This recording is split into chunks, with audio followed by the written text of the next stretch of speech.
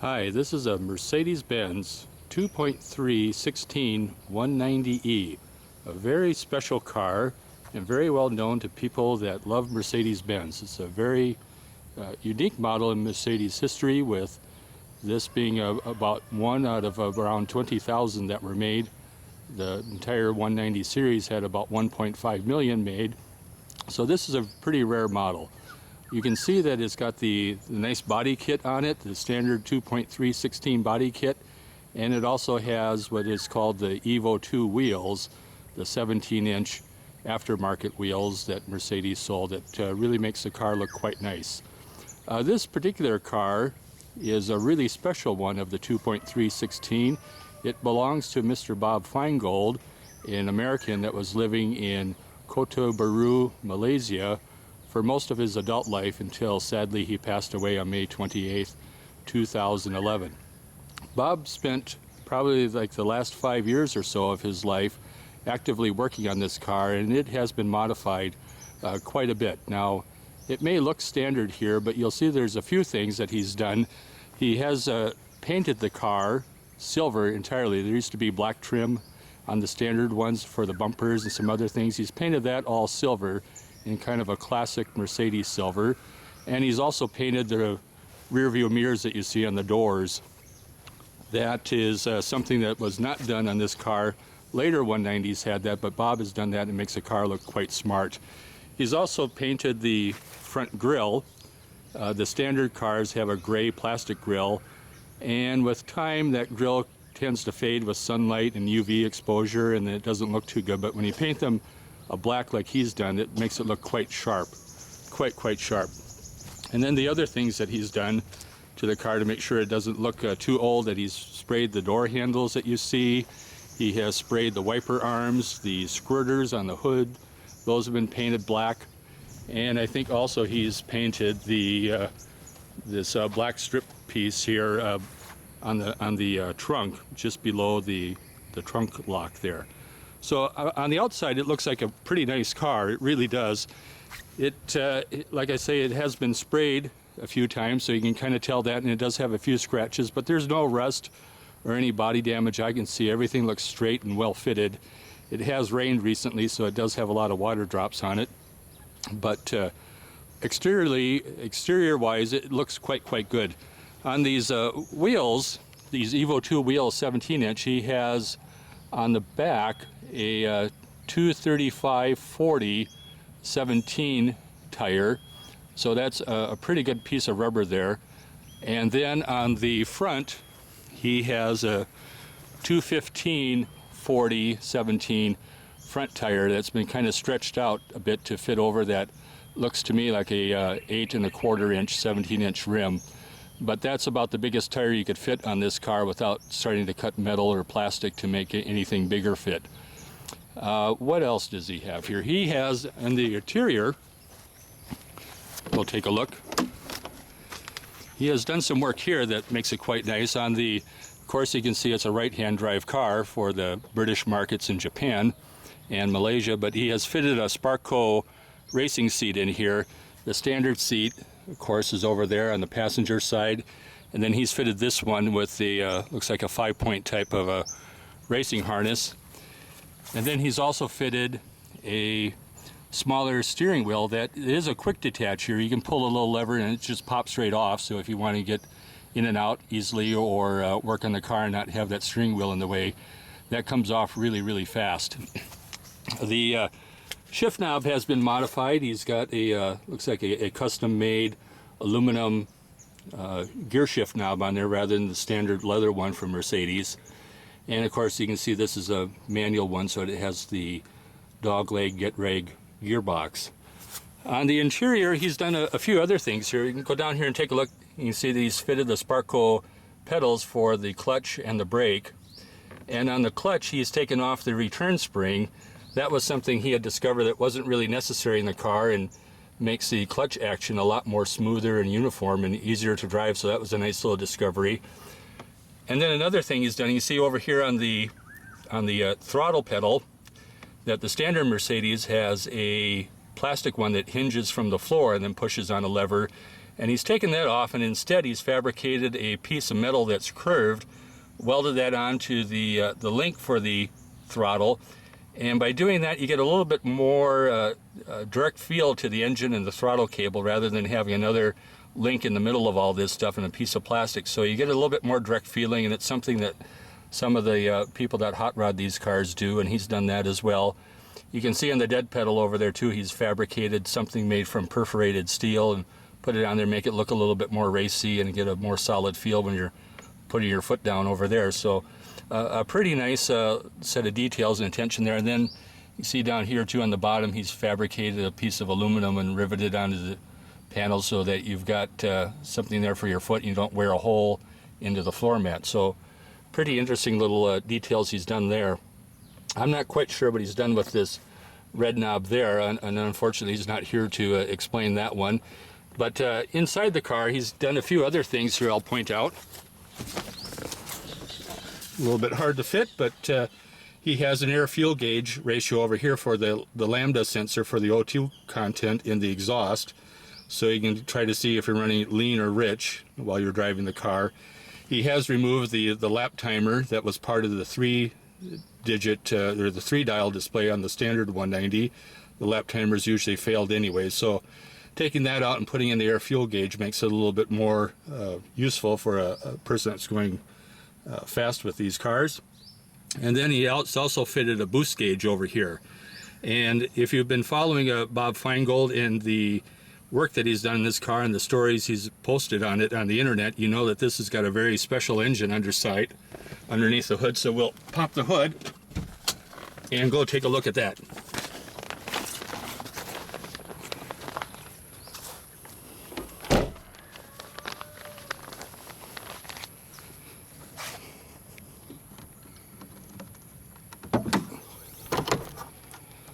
Okay, and then one of the things that Bob's done, you see usually a Mercedes hood opens that far, and that's about big enough to check the oil and change the spark plugs, but when you're working on the car, you usually hit your head on the bottom of the grill, so he's modified it so it will move all the way up.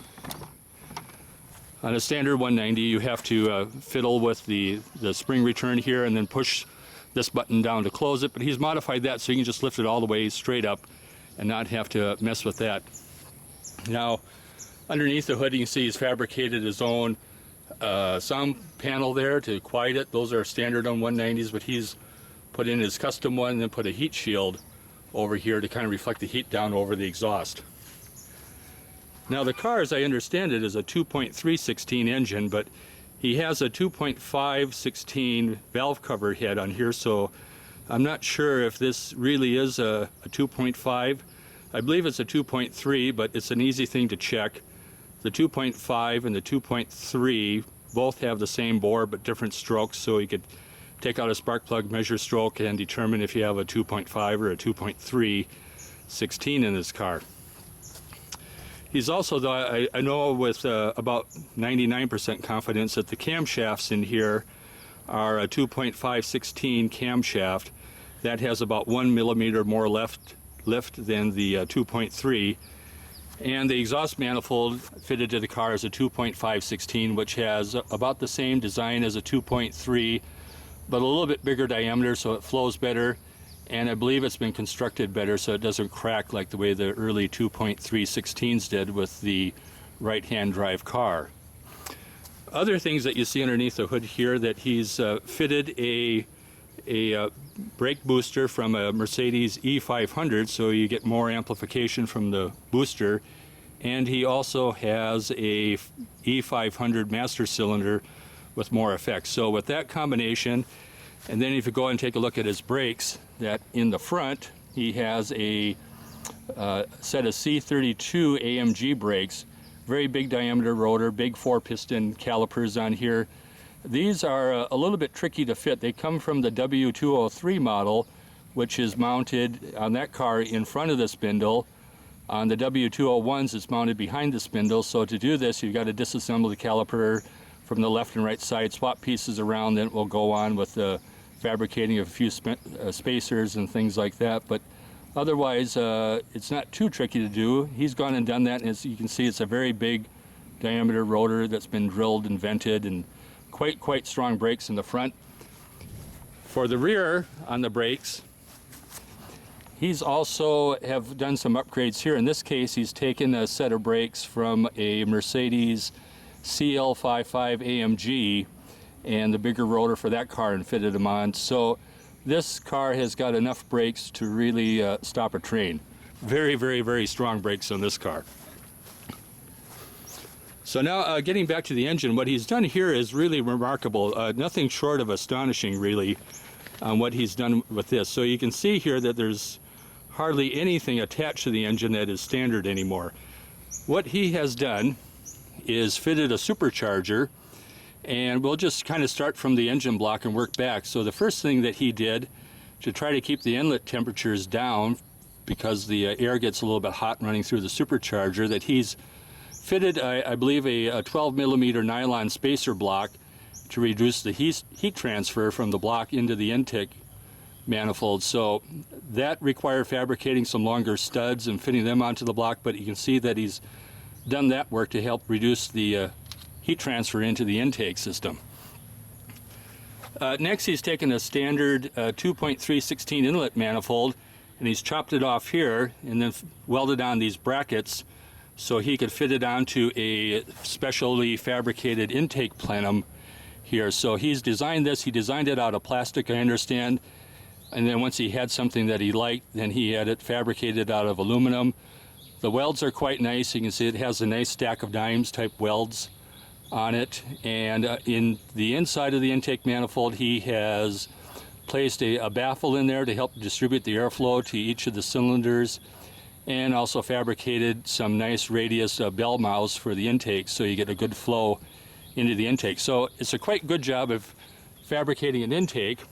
And then below the intake, where you can see right below the intake air temperature sensor, that he has a air to water intercooler there to help reduce the charge temperature after it goes through the compressor. So this was really a pretty tricky piece of engineering that he's done. But he found a radiator or a heat exchanger from someplace, I'm not quite sure where in this case, but attached that to his intake manifold. And then the water runs through some tubing, and to circulate the water around, he took a pair of water pumps from a Mercedes W124 model that's used to circulate the water for the heater on the interior side, but he's got water pipes and circulation system fabricated there. And then these go down to something down behind the front bumper. It's a little bit hard to see. I don't think I can see it from up here, but below the front spoiler, he's got a pair of air to water heat exchangers from an air conditioning system. And I'm not quite sure where he got those, but he found them, put a pair. There's one on the left side, one on the right side, and then he's got some 10-inch fans that will turn on to help blow air through those.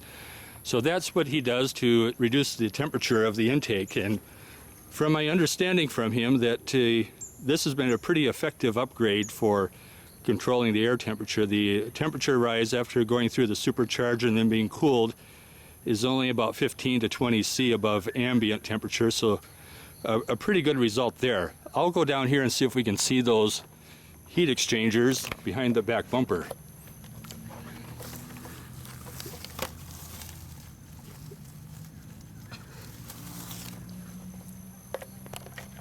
A little bit hard to see, but anyways, they're there. Okay, so then next, we keep moving forward from the air to water intercooler.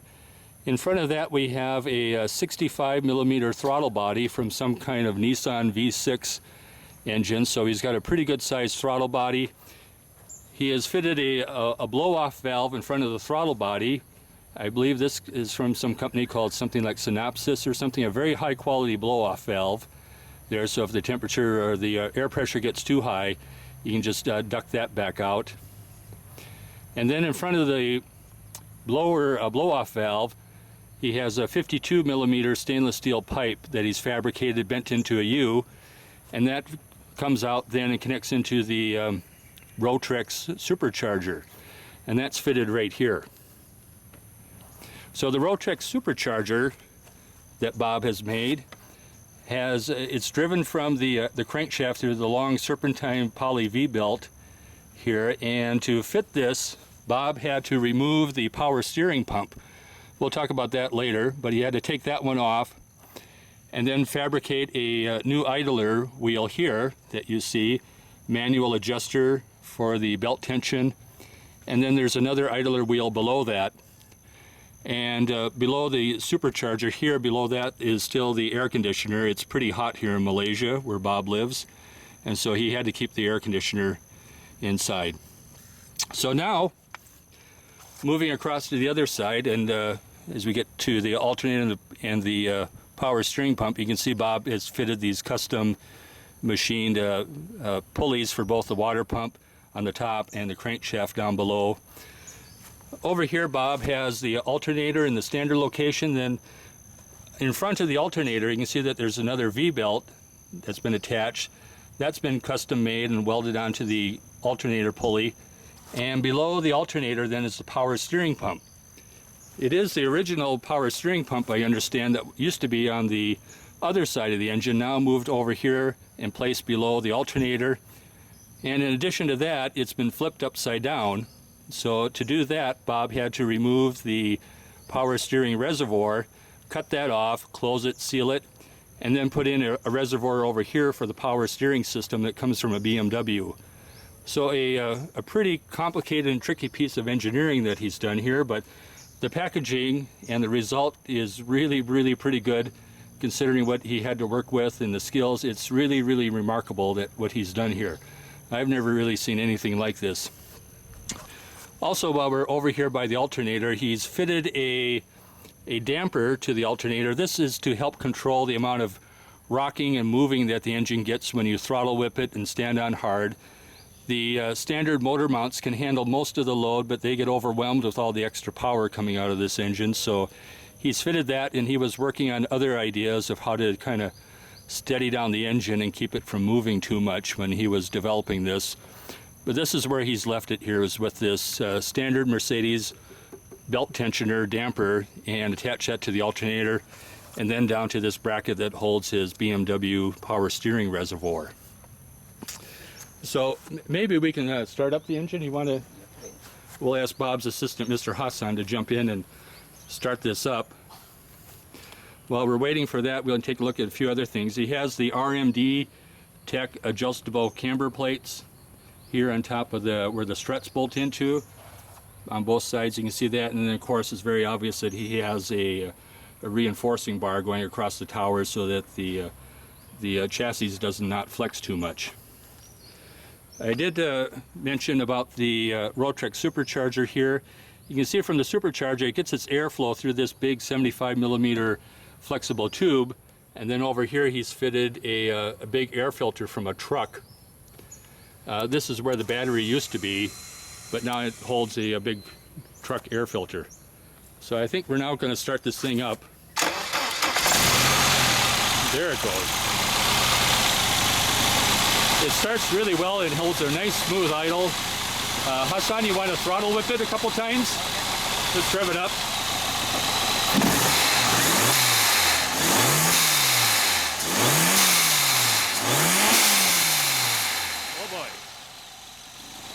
So there you have it. That's the sound of Bob Feingold engineering there at its best. Really, really revs up quickly. It's got quite a bit of power. So, Hassan, maybe we can kill it. But it starts up and runs really well, holds a smooth idle. My understanding from Bob is when he had the standard engine in stock form in here, he measured on a rear wheel dynamometer around 148 horsepower at about 5,700 RPMs. That's pretty good for rear wheel horsepower. I think the crankshaft horsepower for this engine is supposed to be around 185, so that number makes sense. When Bob first built this supercharged version of his engine, his first dyno run, my understanding, is about 215 rear wheel horsepower at 6,900 RPM. So realistically, it's at least a 50% increase in power output, which makes a huge difference in this kind of car. Now, since that first dyno run, he has done some other modifications with the blow-off valve down here that should increase the boost from his original 12 psi boost at around 7,000 RPM up to around 14 psi. And then he had done some other work that was also increasing the boost, I believe like another 1 or 2 psi. So the 215 rear wheel horsepower number should be conservative right now for this car. At the flywheel, this has to mean it's putting out at least 250 and 260 horsepower. So it is a seriously powerful engine in this car. Now the Rotrex Supercharger that Bob had fitted in here was something that he had found where he usually finds a lot of his stuff, on eBay, and he got a good deal on that. My understanding, it was maybe a little bit small from what he thought was the right supercharger to run this engine, but he got a good deal on it and tried fitting it, and it's certainly working well. Just before he passed away, he had received a new supercharger from the same company with a little bit larger capacity, and that, when that is fitted to the next owner of the car, boy, they should be able to get this up to about 300 horsepower at the flywheel and probably around 230, 240, maybe even 250 at the rear wheel. So a seriously fast car. Bob also has a few other things here we should mention while the hood's open. Over here is the water reservoir for the intercooler. So of course that's runs by water, so you top it up there. He fitted the Mega Squirt fuel injection system. It was one of his first modifications on the car. And so you see the fuel rail over here and the Bosch fuel injectors, all that plumbing. And then he also had the EDIS ignition system fitted over here, the good system from Ford, to run the ignition. He's removed the distributor that's standard on 190s right over there. And then for the spark plugs, of course standard spark plugs, but he has the coil on cap type coil, so there's not one coil in the car with 4 leads, but each spark plug has its own coil. And the coils are from a Honda CBR 600, I believe. Pretty cheap, effective, inexpensive, and small enough that you can always take 1 or 2 spares with you in the car just in case it would fail. That is about it under the hood, but it's a really nice piece of work. Now, maybe a few other things we should mention here. So we'll take a look at the front here. This is Bob's air conditioning controller there, I believe, or maybe it's over there. Maybe this one's the oil cooler. That one looks like the air conditioner, or maybe it's the other way around. But he has that. This other heat exchanger in the front, right there with all those long tubes circling around and coming back, is the oil cooler for the Supercharger. So we've got at least 2 oil coolers in the front, air conditioner, and then of course the radiator. Other things about this car that we should mention, that one of the last modifications Bob made before he passed away was installing new front struts from Yellow Speed Racing. So you see some new shiny nuts there that he had just put in, and he'd driven the car one time with those, but remarked about how it really transformed the handling. Down below the car here in the suspension area, in the front, he has a 28 millimeter rear sway bar, or front sway bar, excuse me. Standard in this car, I think, is about 25.5 millimeters, so he's got a much stiffer front sway bar. And he has, if we can see that, a custom sway bar mount in the front, custom bushing. He's got a Zerk fitting for greasing it so that you can keep it working smooth, but he has all that fitted, and also a polyurethane sway bar bush, or a polyurethane lower control arm bushings for both lower control arms. So a quite good upgrade here in the front suspension. The front springs are from an SL 500, cut down to be fitting on the car and lowering it a little bit. So that's what we have here in the front. On the exhaust side, again, I mentioned before that this has a 2.516 exhaust manifold. Bob fabricated a 3-inch exhaust pipe with resonator and muffler on there. Now, a standard 2.316 is 2.25 inches, and a 2.516 is 2.5 inches. So he does have a bigger exhaust to help get the exhaust gases flowing out of the engine. So that all helps. And then in the back,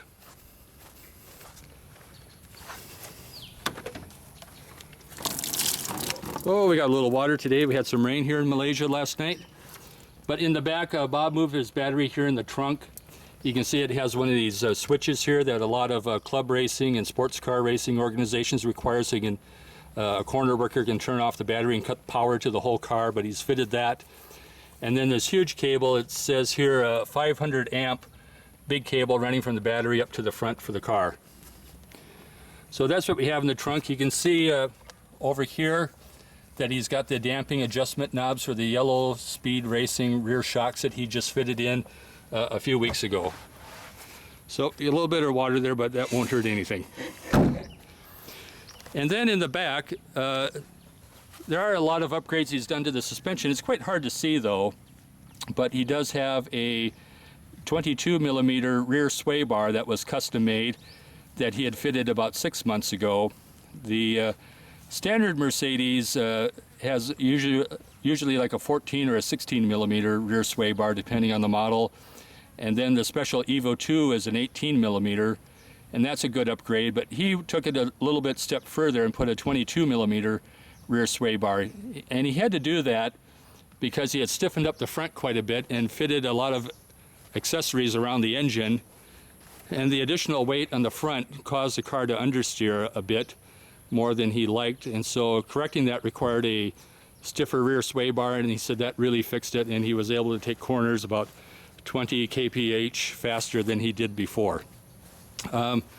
Also with this rear sway bar, and something that's quite hard to see, so I'll just have to talk about it, that the link from the sway bar to the lower control arm for the rear wheel is a Mercedes W124 metal link, and then he's fitted an adjustable turnbuckle in there so you can change the length of that link and kind of fine-tune that length if you want. But he's done that. The rear sway bar is held in a bushing that's custom made with a grease Zerk fitting so you can lubricate that. A standard Mercedes doesn't have that. And then he's also fitted in polyurethane bushings to all the sway bar or all the rear suspension links in the back. That firms up the car, takes away a little bit of the soft ride of the car and everything, but it does tighten it up and make it more responsive when you go cornering with the car. And then he also has a set of Speed Tech adjustable camber arms on the rear suspension for adjusting that part of the wheel alignment. And then another thing that he does have in the rear of the car that I can't show on video, but he does have a custom-made locking differential. Now the standard 2.316s and 2.516s have a limited slip differential, which is really helpful to the car, but in his case, he made his own, taking a Mercedes differential and then fitting in this master cylinder from a go-kart and this custom handle here, and by pulling on this handle a couple of times you can change the locking ratio on the differential. You can take it all the way and lock up the entire differential so that both wheels are getting the same amount of power and they don't slip at all. So it's a quite remarkable piece of engineering that he's did in this car, and it's fairly simple. He's got a button here to release pressure, so as you pump it up, it pumps up. There's a valve that holds the pressure, and then to release it you push a button here at the top, and then an electric solenoid releases the pressure and you can go back to being a normal differential again. So a quite nice upgrade there if you're at the track or having to drive in some wet weather or other conditions where you need power on both wheels. And then I think that's about it for this car. I think we've touched all the major points. A really remarkable car. It's too bad Bob's not with us anymore to share his adventures and his work on this, but whoever gets a car next is really going to enjoy a very, very nice piece of Mercedes engineering and work by Bob Feingold. So that's all. I hope you've enjoyed it, and thank you very much, Bob. We'll miss you.